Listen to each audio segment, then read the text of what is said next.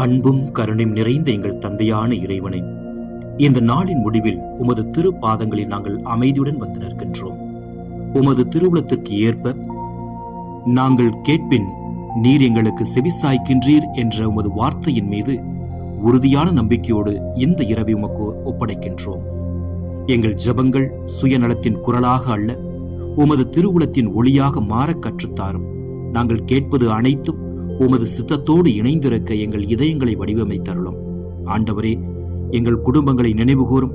பிளவுகள் உள்ள இடங்களில் ஒற்றுமையை தாரும். சோர்வு நிறைந்த மனங்களில் நம்பிக்கையை ஊட்டும்.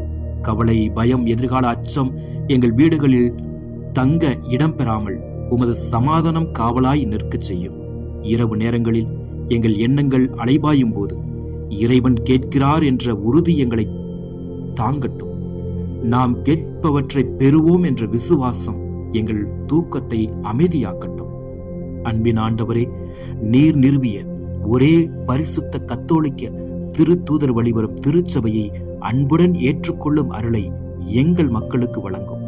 குழப்பம், தவறான போதனைகள், அலைந்து திரியும் விசுவாசம் எங்களை வழிதவரச் செய்யாதபடி காத்துக் கொள்வீராக.